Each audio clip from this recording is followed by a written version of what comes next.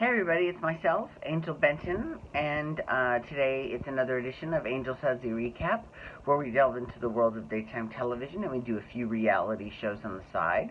And one of those daytime television shows that we're doing, actually no, we're not doing it. Today's not a daytime TV show. Today we're doing a reality show, and it's Vanderpump Rules. Now on last week's episode of Vanderpump Rules, the gang all went to Las Vegas. Which kind of irritates me because I'm like, hello, I didn't know they were out here, damn it. Would I have been able to hang out with them? They were probably out here on a week that I was traveling, to be honest with you, for work. So that's really frustrating, but, you know, whatever. They seem to love Las Vegas. They just... One of the things, and this is what I find very interesting, is that one of the things they love at this town is that they can get a drink at any hour of the day. 4:30, you want a drink? You go right to the bar. They'll serve you. You know, and I've lived here now for 9 years, and it has sort of become my new mindset that I should always be able to drink. I mean, in my mind, I'm thinking, I'm a grown-up. I want to have a grown-up drink. I don't care what the fuck time it is, because everyone's schedule is different. So, and if you're going to judge me because I'm having a Mai Tai at 10 in the morning, then that's fine. But otherwise, fuck you, right? So, I mean, I could care less. I'm still having my drink, right? That looked like a joint. That wasn't a joint. That was supposed to be a straw. Anyways. So, I found that out. I was smacked in the face with reality when Jared and I went to the General Hospital convention, and we found out as we went to try to get some, well, actually, Jared doesn't drink, so he was just going to humor me. I was the one who was drinking. I'll be the first to admit, I am the alcoholic. And I tried to order a drink at a bar, and they're going, can you wait about 20 minutes? It's not quite 11 yet. I'm like, you don't start serving alcohol till 11? She's like, no. And I'm like, oh my God. Now that is one drawback to Los Angeles. I'm not going to lie. The liquor laws are a little bit antiquated. But I also know that not many places are 24-hour cities with the booze. I think Las Vegas and New Orleans are the only two cities I know of that have 24-hour liquor laws. So, and at least LA is still a lot more progressive than, say, Texas. Don't get me started. Okay. All right. So, having said all that, and second of all, you know, if I was an alcoholic, like I joke all the time that I'm an alcoholic, but I'm really not. If I was an alcoholic, I'd be gone right now. I could go to, living in Las Vegas and being an alcoholic, I could easily go to any, I live next door to the Palms. I'd be there drinking every damn day. I haven't had a drink at the Palms in I don't know when. The last drink I had was a Mai Tai at the convention.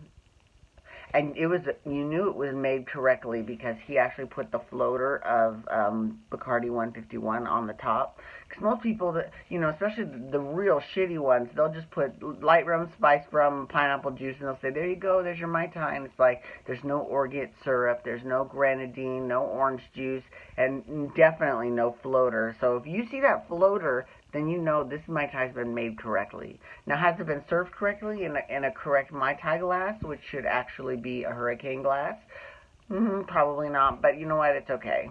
I give a shit about what kind of glass I'm drinking out of. It makes zero difference at all. I'm sorry. I'm totally veering off topic. All right, Vanderpump Rules. So, but that's one of the reasons why the guys like Vegas is because they can drink all the time, you know. And what's funny is that a lot of the bartenders I know aren't big drinkers because they're just around it all the time, and it's just, I guess they've kind of been desensitized, so they're not so excited, ooh, I get to drink, you know. Okay. Anyway. The reason they were out there was because Lisa Vanderpump was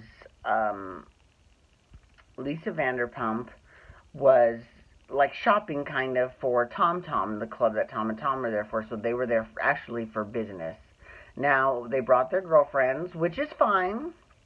And they also brought Jackson Brittany. And even though Lisa Vanderpump, God, that woman cracks me the hell up. She is so funny. You know, she's like, don't high five me. We're not at that place yet. That was probably the best line of the night. That was hysterical. Um, so, because he was like, you know, he apologized to her for ditching her event the other day. He's like, you know what, I'm really sorry. You deserve better than that. I really just wanted to apologize. And she's like, okay. And so she's like, you know, A, I've heard it before, and B, put your money where your mouth is and start acting right instead of just telling me you're going to act right. So she's still got a little ways to go before she trusts him, and rightfully so. And Brittany, God bless her. First of all, she looked like $1,000,000 fucking. She looked outstanding. She had on this dress that was completely cut down the middle, so you could totally see side boob, but it was very tastefully done. She did not look like a hooker at all. She looked like a model, like a runway model. You know, she looked so, and she had this flowy dress, but it was like a skirt in the front and like a cape in the back. I mean, it was a beautiful dress. I wonder who made that. I need to ask her who made that. Um, so, anyways, she decided to pull a, well, she actually, it didn't start out being a prank because, you know, she'd been getting sick a lot lately, and she thought that, you know, maybe she's pregnant, so she's gonna piss on a stick and see if she's pregnant. Now, here's the thing. This wasn't mentioned, so I don't know. I would hope that maybe she would have been late with her period, and that would have been her first clue that she was pregnant.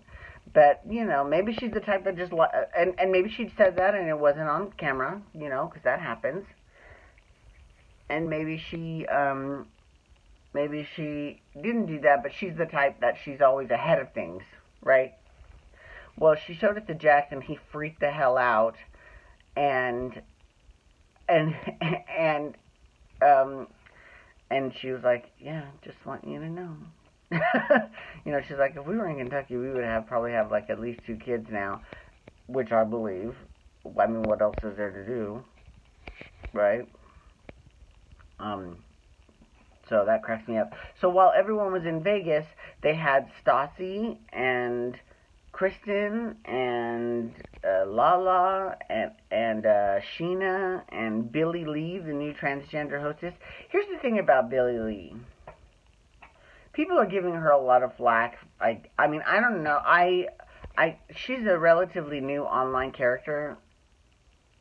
So, you know, I just take what I read with a grain of salt. But they're saying, oh, you know, she's had an abusive boyfriend, which, A, is not her fault. And lots of bio females have abusive boyfriends. So the fact that they would even mention that is a little bit kind of like trying to victim shame. And she should not be ashamed of the fact that her boyfriend's an asshole, or her ex-boyfriend is an asshole. Second of all, they mention that she's done sex work. And again, I say, so what? Big deal. You know, we need to stop stigmatizing sex workers, you know. Just like any other job, some sex workers are better than others, you know. Some take very good care of their clients and provide the boyfriend or girlfriend experience and are very safe and wear protection, and, you know, they care about the people. They actually care about their jobs, really. And then some people, and obviously there are those hustlers that are just there to make a quick buck to get their next fix of drugs or whatever. Is Billie Lee that type? I mean, I don't know. I've never hired her. But I'm not opposed.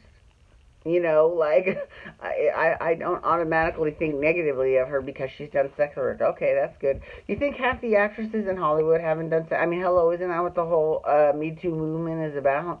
I mean, seriously, no, I'm being dead serious. Like, why is everyone going to hate on... that, to me, that strikes me as being slightly transphobic.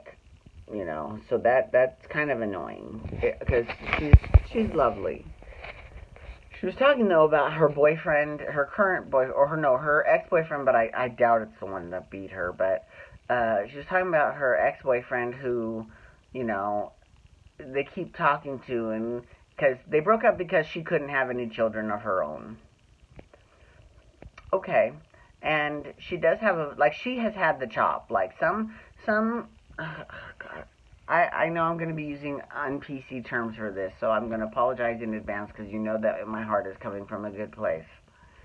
But some of the transgendered people get the full chop and they get the whole operation. They are whatever they are. And then some of them just get boobs and then they keep their dicks. So it's more like a she-male type situation. I know, I'm sorry, I hate that word too, but I mean, it was clever when RuPaul said, "You've got she-male," but even she doesn't even use that phrase anymore. But that kind of explains, where Billy's at in the process. She's had it chopped off, and she says she loves her vagina. That was in a previous episode. And she says that she keeps talking to her ex-boyfriend, but he can't move on past the fact that she had a penis. Well, okay. The not having kids thing, I sort of agree with that, just because it would happen with a female too. Like, if he was with a woman who had endometriosis really bad or something like that, and she couldn't have children of her own, and the guy wanted to leave. Now, first of all, I mean, do I think that's silly? Yes, because there are so many children that need adoption in this country and in this world that to dump someone over something so trivial is really silly. But I do understand the logic and the thinking of it. It's not like that's a transphobic person, and they keep talking. But then when he says, "I can't get over the fact that you used to have a penis," well, then, girl, you are better off without him. Tell him to take his walking papers and fucking go, because he is, that's homophobic, so, bye. Now, Billy's like, "I really wish he would just look into my soul and see my soul and not my body parts." Well, that's a great sentiment, but honey, life does not work that way, unfortunately. That would be great if that could be true, but it really isn't. And not in this world today, not in 2018. But, I mean, we're getting there. But, sometimes you just have to chalk up your experiences and then just keep moving. So, like, for example, there's like that stigma against the transgendered people. There's that stigma against people with HIV and AIDS. There's a stigma against people that are homosexual. There's a stigma against black people even to this day. So, I mean, like, how long have we been fighting for civil rights? Since the 60s. So, that's a lot longer than we've been fighting for transgendered rights and for homosexual rights. So, I'm just saying, we've got a ways to go. As a nation, we have a ways to go. All right. Anyways, thank you so much for logging on to... Oh, wait, I've got one more thing to say. Who the fuck knew that the voice of reason for this episode would be goddamn Lala? Because I'll tell you what, she was spitting some truth to Sheena. She was like... So Sheena was trying to spin her story into Lala, and she was like, "Jack said this, and, and she's like, "I'm going to stop you right there." So what if he did? How is that? First of all, it's none of Jack's fucking business. And second of all, you'll get there on your own time. Don't worry about what other people think. And third, you need to take some time. You just got divorced, you've known this guy for like 11 years, but you have not been intimate that way that you are now for 11 years. So just chill, relax. I literally wanted to fucking drop the mic on her. I'm like, yes, bitch. Yes.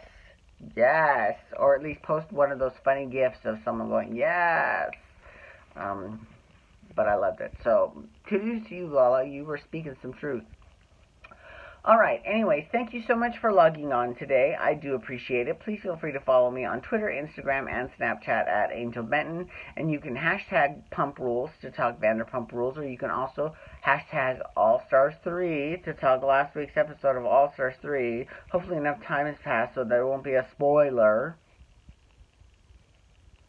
And You can hit that subscribe button on my YouTube channel to get my YouTube videos sent to your email inbox every day. You can thumbs up this video.